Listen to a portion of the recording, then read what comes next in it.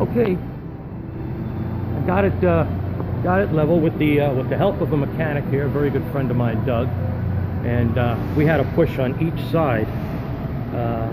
I tried to do it by myself, one side, then one side, but it kept falling back, and then to grab it both, it was just too wide for me to pull two arms and then pull back, but we got it. And like I said, that's 350 to 400 pounds, maybe more, I don't know.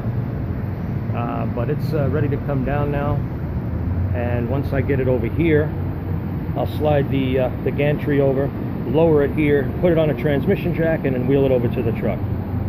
So that's about it. If anybody wants any questions, but here, let me lower this for you. Okay, now it'll come down right along the gantry. It's very, very steady right now, and the gantry also prevents it from swinging back and forth. So it's pretty sturdy right now. It's leaning against the gantry, and it's actually level. It's leveled out, and it's in there with a very heavy chain and bolts, so the thing isn't going to go anywhere. And this thing was rocking.